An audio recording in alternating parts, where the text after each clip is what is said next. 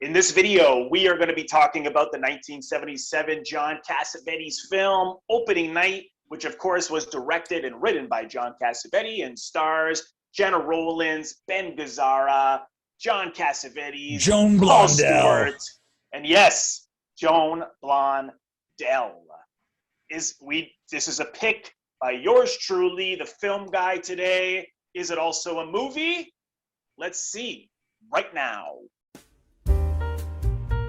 Give me a movie to eat popcorn to. I don't watch any of that trash. Let me put it this way. I watch film for adults.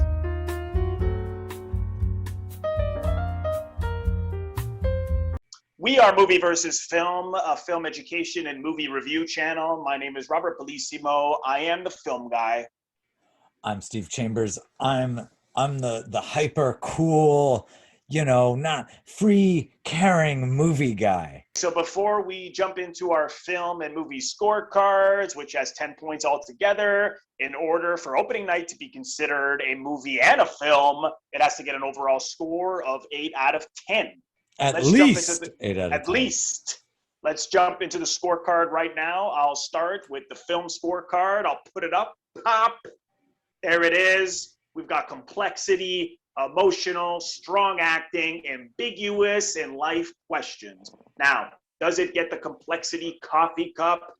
Absolutely. This is John Cassavetes. Every single one of his films is very complex, and it's really a story about an actress who is taken on a role in a play. She's a famous actress where it's about a woman aging, facing aging, and the problem that she has with it is not so much that she just can't face that she's aging, because she's in her late 40s at this point, but also that the message is bleak, that the message is one of, you can't love again when you're older. You're too old to love. It's over for you. So it's a very negative message, which in one of the rehearsals, when she's talking to the writer, she says the play lacks hope. And I think Jenna's character, Myrtle Gordon, the actress, is really Cassavetes, because all of his movies were about hope, even through the pragmatic nature and the rough nature of the subject matter. Is where's the hope through as people keep on going and try to get what they want. But she's a woman who wants love, who doesn't have love in her life. She's single. She doesn't have any kids. And if this message is saying that love is too late for you because you're older, what does that mean for her? And you see that with the relationship she has with men in this film. For example, John Cassavetes' character and Ben Gazzara's character. John Cassavetes is an actor in it. Ben Gazzara is the director. She's had an affair or a relationship prior with Ben Gazzara, which seems to have resumed in the film. So, she calls him up in the middle of the night. They're kissing at some points. It's pretty obvious he sleeps with her overnight at one point. And then with Cassavetes, she's trying to be with him as well. But his character is saying he doesn't want to get involved with her because he thinks it's going to affect his performance, because he has a small part in this. He doesn't want to get locked up with her. So she clearly is lonely. She wants to be in love. And at the same time, she is afraid that if she plays this part in the stereotypical way of I'm old and I can't love anymore and boo-hoo, that she is then going to get pigeonholed as, oh, I guess you're old. Well, here's all the old parts. So it's not so much one thing. It's a complex issue of a multitude of whether it comes down to career, love, what they're saying about age. And I love Gena Rowlands in this, Myrtle, because she is. You could say this about pretty much all of Cassavetes' characters, is they go on and on. They try and try and try, and she's not giving up. She's trying to play this. It's not that she doesn't want to do it. She's trying to play it in a way where it won't be bleak and improvise it, even if she has to, which you see later she does, and it's very humorous at times. So it's an extremely complex nature of show business and aging. So it definitely gets the complex coffee cup. Is it emotional? Absolutely. Like I said, Gena Rowlands, Myrtle has so many peaks and valleys here, with like not only the depression and the drinking and the sorrow and the having to face who you are, and you can't face it because you don't want to look at the fact that you may be aging. at the same time, when she's on stage and then improvising the show, it's funny. Like the last scene is hilarious. There's another scene where she turns, hey, she's calling out for someone to match her, to light up her cigarette. It's clearly she's just talking to the stagehands backstage, and everyone's like, what the hell is she doing? But the scenes that, of course, she has with the ghosts, which I love, which is this young woman off the top who's a fan, who she sees herself in her. She looks like a young Gena Rowlands, gets killed when she's trying to get her autograph. And she keeps seeing this ghost throughout, and the ghost is her, is so much as to say, there's my youth, I want to get back to it. And I love later on how she basically kills this girl. It's a metaphor for killing who you were and embracing who you are now. So there's so much. There's just great emotional scenes, not only with her, but Gazzarra, Cassavetes, even Joan, Blondell, Paul Stewart. They're all so specific. They all have a real investment in the story. So it's highly emotional. It definitely gets the emotional coffee cup. Acting definitely gets the coffee cup. Gena Rowlands, Cassavetes, Gazzarra. I've said the cast before. Everyone's incredible in this.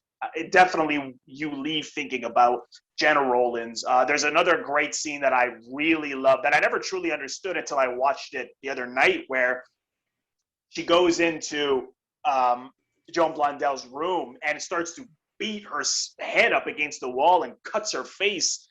And you're like, what the hell is she doing? But it's a metaphor for that the youth in her is beating the shit out of her. And you know, because she's trying to get something she can't get. She's trying to just stay a certain age, and she's losing. And then eventually she wins. But it's a remarkable performance. The drinking, even the how she acted when she was drunk, it was both funny and sad. Like, she shows up to the opening night hammered. And I love the moment where she goes onto the stage. She's just supposed to stand in a doorway and walk away. And she's able to compose herself. She turns and then she just falls flat. Like, I was embarrassed to laugh, but you know, that's Cassavetes. He can embarrass you, make you laugh, and cry all in like 5 seconds. It's definitely get the emotional coffee cup. Ambiguous, absolutely. I mean, in the end, yeah, sure.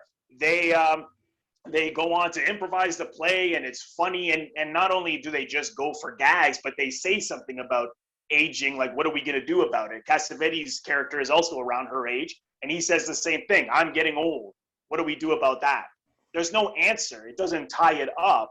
But I think the behavior of what's happening between the two of them is one of joy, is one of happiness, is one of humor and drama, and so many things. So I think he was getting at, I don't have an answer, but I'm not dead because I'm old. I can still love. I can still do these things. But then what is going to happen to this play? The writer didn't seem pleased, even though everyone loved it because they changed all the lines. Neither did the producer.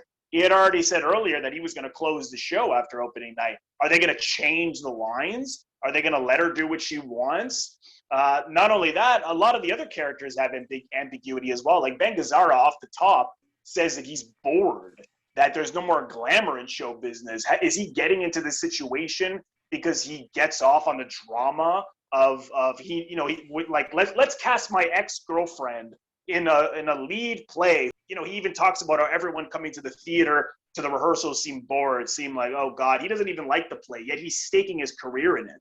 So I wonder if he's just in there for the thrills, in there for the drama of it. Same with Cassavetes' character. He seems definitely attracted to Gena Rowlands. He can't get involved because of the role. I mean, is he that quote unquote method? I mean, actors in show business hook up all the time.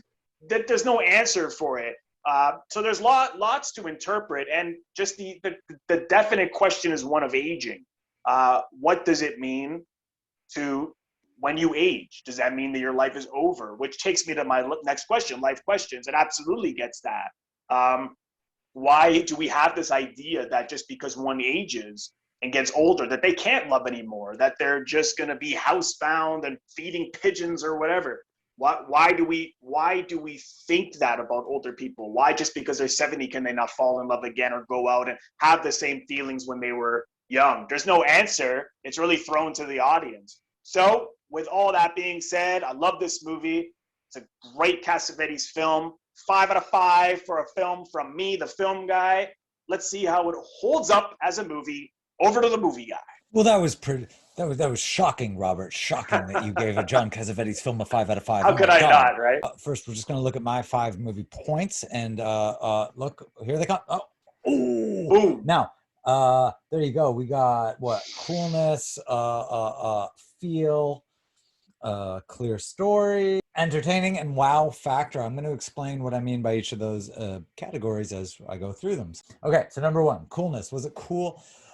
Yes and no. I almost want to say yes. Most of me says yes, and here's why. It does move well. I mean, for what it is, it might be over long, and that's where I take points off. It's a little clunky. The editing's a little weird. I feel like you can tell John Cassavetes was editing simply because he had to, not because he thought one scene went into another, but it's probably because his first edit was 8 hours long, and someone's like, if you actually want this in theaters, let's tone it down.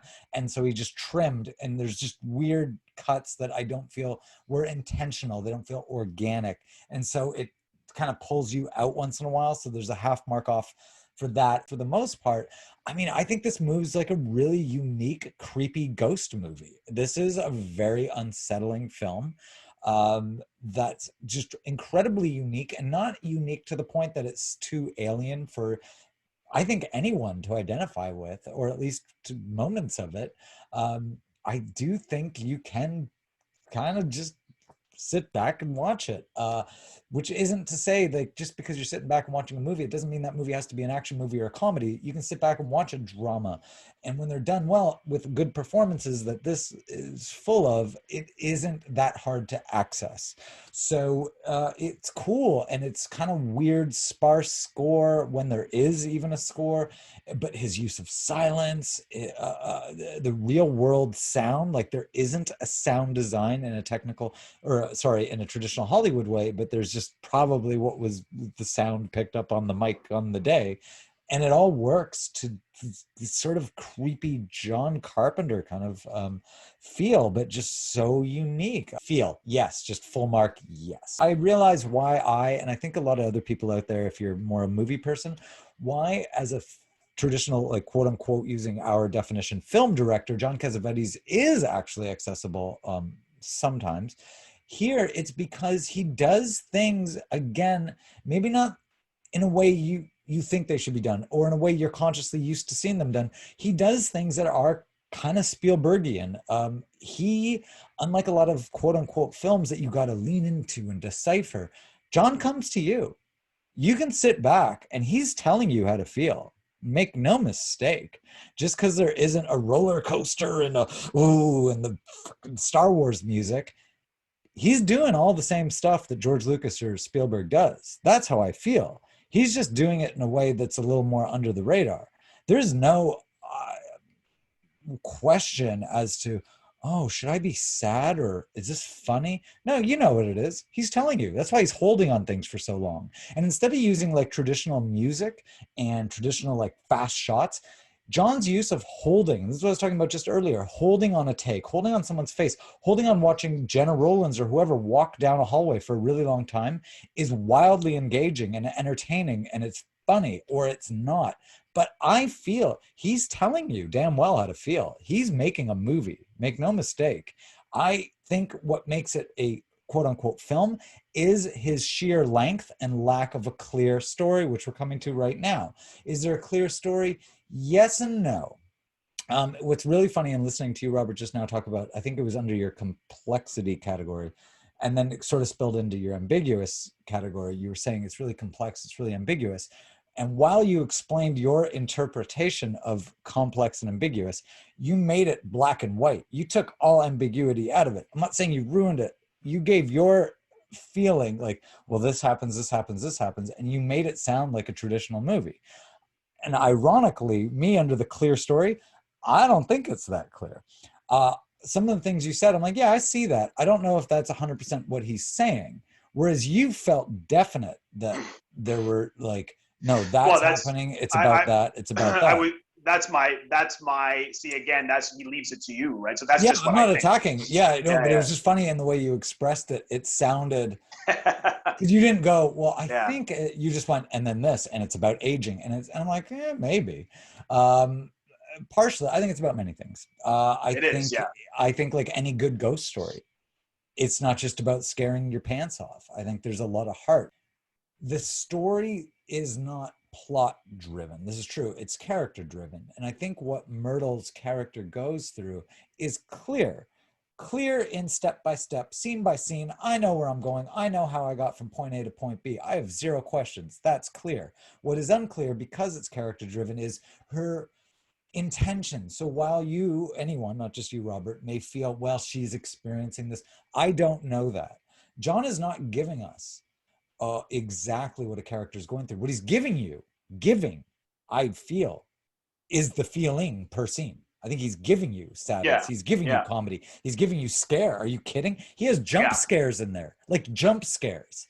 Like it's a classic horror movie in scenes. But what he's not giving you is what Myrtle's drive is, why she's driven to drink. I mean, it's alluded to, and you can make your guesses, because Joan Blondell has a scene with her, who plays the writer, that basically kind of spells it out. Like, you can't say how old you are, and it's about age. I think it's about a lot more than that. I think it's about things that we experience that aren't definable. I think it's feeling. I don't know that it's just, some people I think might look at this and go, oh, it's a story about alcoholism. I didn't feel, maybe. I think it's about what drives someone to alcoholism, and that is private and very different depending on the person. And even on the person, whatever they do with that drive, they're not even clear on what drives them to drink.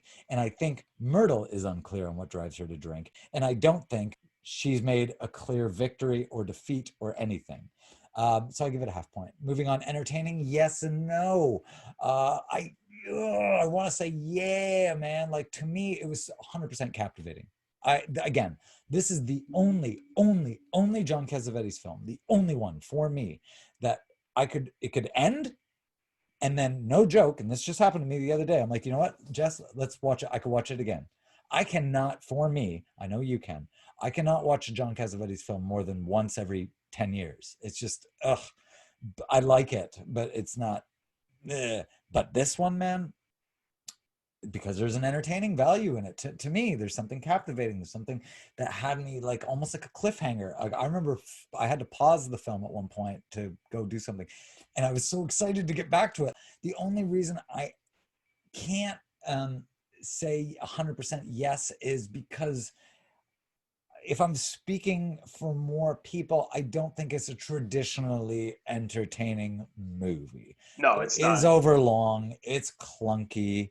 It's awkward. And that's just all intentional. No, I think there's a lot of clunky awkwardness because you say it is. I've seen interviews with John Cassavetes where he's like, I left the cable in the shot because I like that's lazy filmmaking. I'm sorry, folks. No, he's never. John, I don't think he ever would have done. No.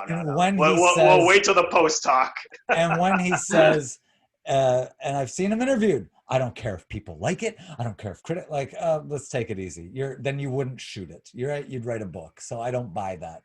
And in that, I think he's making a movie. And because he probably in his heart of hearts is like, you know what? This is going to be a beautiful 5-hour epic. And everyone went, no.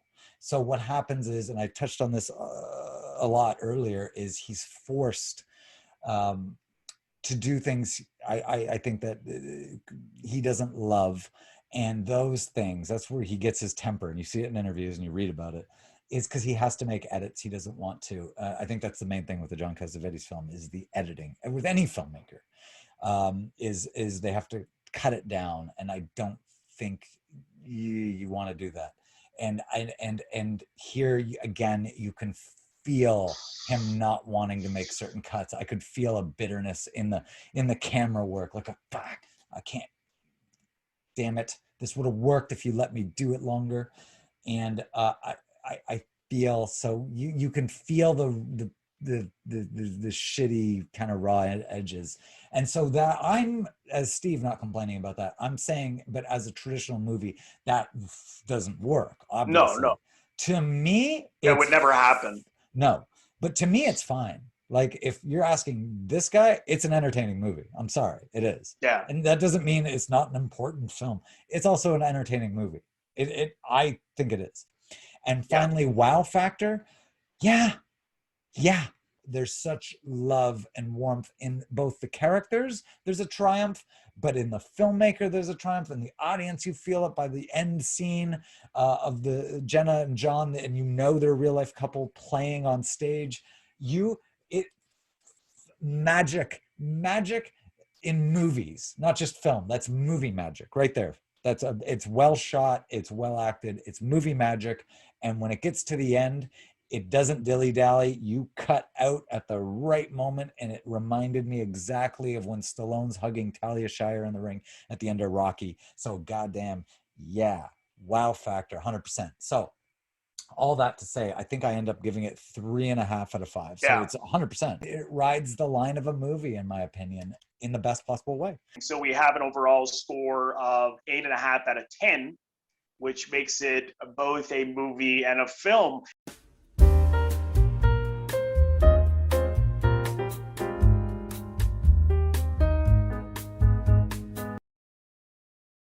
There's some interesting things you said, and it's true. Like, people, when they think of Cassavetes, they think like drama and misery. And no, this guy was yes, that's a part of it, but this guy was incredibly that's a part of it. That guy is incredibly optimistic. All of his films have he loves Capra. They're all Capra. This is probably his most Capra ending. There's a slow climb back up the mountain that I bought, and that they address it. The stagehand who always gave her whiskey, he says, he doesn't give her whiskey, but he hands her props and takes her cigarette and goes, you know what, I just want to tell you, I've seen a lot of guys, drunk, but I've seen no one drunker than you and still able to walk. I love that. And he goes, you're my hero or whatever. And it's such like a guy thing. And she's got this butt in her mouth and she's like, Joan Jett. Well, it starts like that too. That's what I love. Like so many of his movies, there's not like the traditional okay, let's introduce our characters. Like, he introduces the character by starting in the middle of a scene. Like Faces starts that way. Opening Night starts that way. Many of them have these sort of like, oh, where are we? Oh, okay, yeah, she's an actor. And then it starts to come at you. And he does that here. It's gradual. In the voiceover off the top, she says what the problem is. She's finding it harder and harder as she gets older to reach her emotions. And then we get, as the film goes, more of those things become apparent and told and are specific. And so he's gradually giving you that information about what's going on with this woman. And then, of course, leaving some of the motivations and the psychology behind certain things out. Which, he loved ambiguity, so he's making you a part of it. But yeah, you're right. I mean, if you look at John's scripts, there is always a traditional. They're not art films where like in Ozu or Ackerman, where where those are really slice of lives. Like, his films are not slice of life. They are heightened. They're all things that are possible. There are often people sleepwalking through life and then get hit with something, which is like your exciting incident. So he always has elements of the traditional, but as he put it, if you can sum it up, and it's very hard to sum it up, he just makes it rougher. So, when you say that is perhaps like lazy filmmaking, it actually is totally by design. It's just that it looks like it's rough in perhaps a lazy way. Like, I never heard him say that he was going to leave a cable in a shot. I don't think he would go that far. When did he say that? I forget. I've totally heard that. I want the source. Shot works. The shot works, like whatever. And guess what? He was right. You don't notice it. Well, right. I mean, there's truth to the fact that if it was true, I mean, John would contradict himself. He would say things like, I don't care who sees this. I don't care. But then he would say, there's not enough people seeing this. I want to see lineups around the block. Yeah, I've heard both. Yeah. Yeah. He did that all the time. I think what he was really, there's something in like, he had no PR person. And so he wore his emotions on his sleeve. He'd be angry that no one saw his film. So, but I don't care. Or he'd be angry that, no one saw his film, so I need them to go. They Yeah. should go. And he'd get quite arrogant. Yeah, They or should he go. wouldn't get emotional at all. He would laugh, or he would be like, or other people would be getting mad. Like then Gazzarra talks about like killing of a Chinese bookie, all the people walking out, and Gazzarra's getting furious. John's like, man, don't worry about it, right? Yeah, So, and Peter Falk even said, of course, we all have a need to be validated. Of course. But John needed it, but not to the extent where he would go and just work at Paramount like he did at Too Late Blues and do whatever they wanted so he can just be the king. I mean, he could easily have done that. He could easily have been a Lucas and Spielberg. He could have wrote those kind of movies. Whoa. He could have. I take. Maybe not make it. Maybe not write Star Wars. You're saying he could have done all. Number one, no, that takes a specific skill set. That's not everyone can do everything. I disagree with you wildly.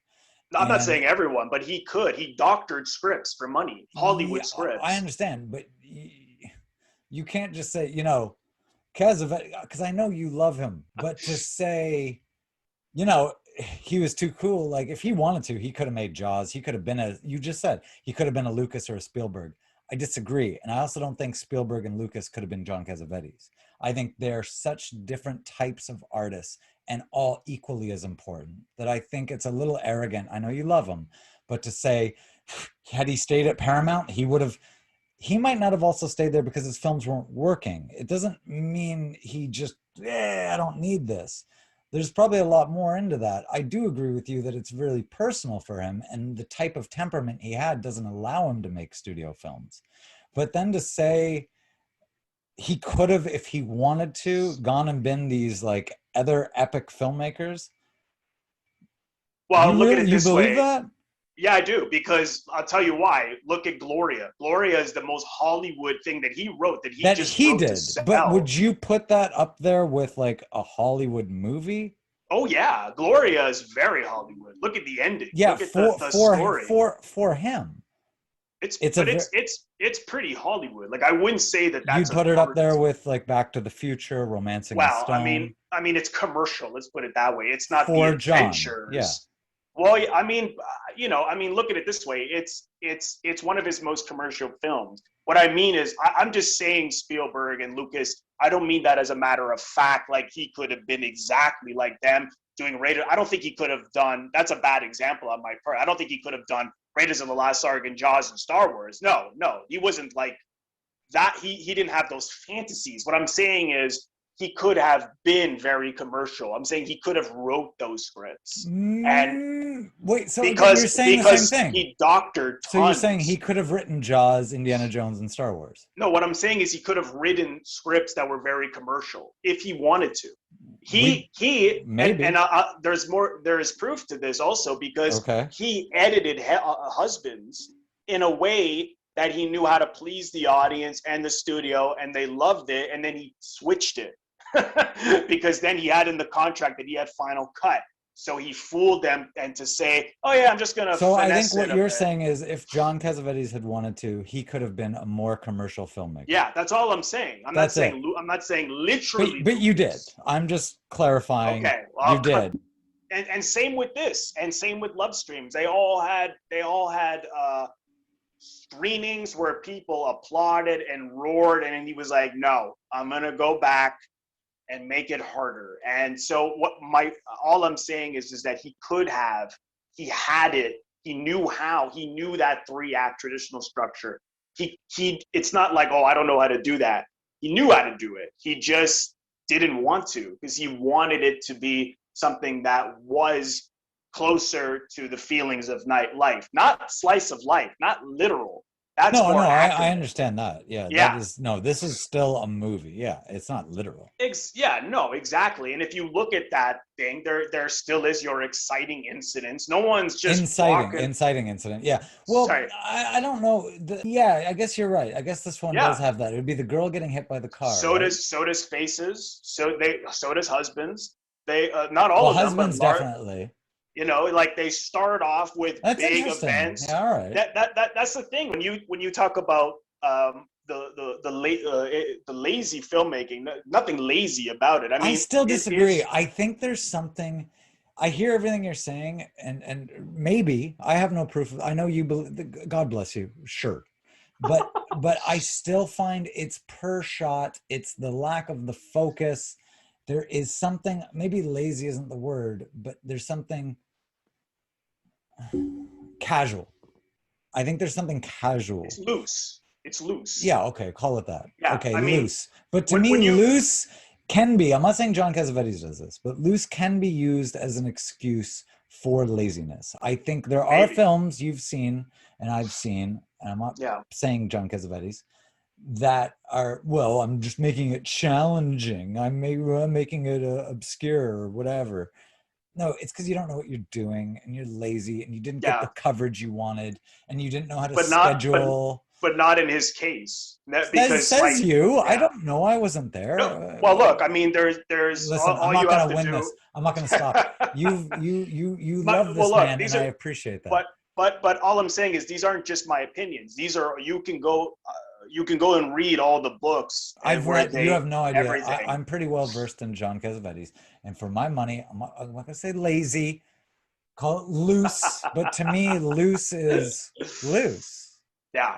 Yeah. I don't love that. I like a tight movie. Fair enough. But I think for him, if he wanted to make it where the actors became before the technicians, so we're going to remove the marks, and they were still blocked. They were still, because you can't not block something. But he like Leslie Hope said, his attention was always on the performer. So if it went out of focus, if you improvised something, or if you said something else and it was good and he liked it, he could use it. So he would shoot, and Nicholas Roeg did this too. He would shoot and shoot and shoot, and he would discover the film in the editing room. And look, I don't mean that in such a cut and dry way. I mean, there are documents where of like audio where he did tell people, what to do, or he just didn't want to necessarily say it directly so he can see what they would do. But he definitely he fired DOPs, he switched crews. Like, he definitely had a vision. It's not, but there was just within the confines and the structures of how people traditionally make films, there was more of a looseness to it, because people want to be told what to do. He wasn't going to he was going to give you the job and see what you can do. It wasn't like, hey, where do you want me to put this? He didn't know because he was lazy. How dare you? I don't care enough. Whatever. Well, he gave you a job. So and the guy on Husbands, the DOP, said this too. He was like, how do you want me to like this? This is a black room. And John was like, that's your job. DOP. Figure it out, man. I agree with him. And actually the guy did an incredible job. Yeah, I know what you're talking about. But then the opposite would happen, where he'd be like, I don't like what you're doing, you're fired. So John was a complex guy. Sometimes he might have been doing certain things to provoke you, to see if you would stand up to him, to see if you cared. He would test people, stuff like that, and not everyone was comfortable with that. And some people were comfortable in the uncomfortableness of it, like Ben Gazzarra. He loved this. Peter Falk hated it at first, and then he wanted to try it again. He was used to the where's my motivation? Where do I go? Where do I stand? And John's like, I don't know. So, but that's just the way he worked, and it's hard to, you can't just articulate it in one way. Or say, well, it's this and this and this. It's not blueprinted in that sense. But you're making me think about, for example, I think it's true, if it was really up to John, these movies would be 4 hours. Like, there is a 4.5 hour cut of Faces, of Husbands. Ben Gazzarra said he preferred the 4 hour cut of Husbands. He even threatened John to his office, I'm going to beat the shit out of you. They got into a near fist fight because then John had to cut like half of the movie. So, did he have to make certain cuts just to get rid of an hour? I don't know. I mean, if he did, you see even in opening night, the middle of the scene, he cuts away. And as John Gallagher, who we interviewed and is on a Constant Forge, felt that, it kind of worked in his favor in a way, because that it worked to the roughness of the editing to say, we're not going to just, clear these things up. You still get the point of what she was talking about. Like when she says to Ben Gazzarra, she shows his face with the scars after she beats herself up. And he tells his story about how he tried to be young with a younger woman. And she says, I'm in trouble. And it cuts. And I thought, well, that's interesting. I know that he cut in the middle of the scene, but do I need to know anything else? Yeah, she's in trouble.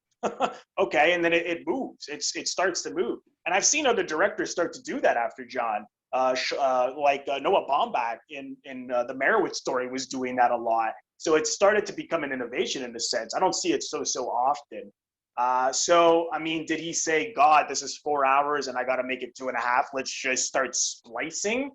Maybe. No one can know. But I really think most of it was by the looseness of the, quote unquote design. But other than that, he really fools you like Capra does with that ending. I mean, he makes you think that the whole thing is like at the It's a Wonderful Life, like, yes, and it is that, but it also is, well, wait a minute, what happens tomorrow?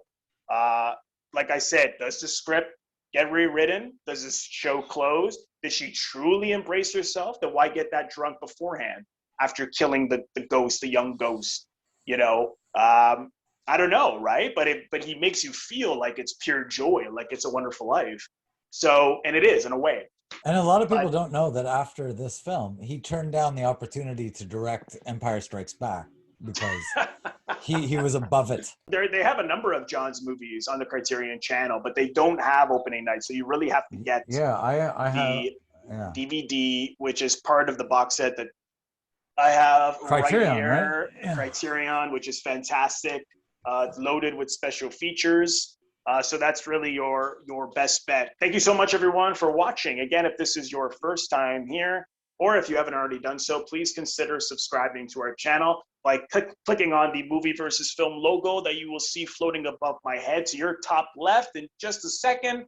And then click the bell in order to get a notification every time we release one of our new videos or go live. Thank you again. See you next time. And tune in next week when we'll be discussing Gremlins 3, directed by John Cassavetes.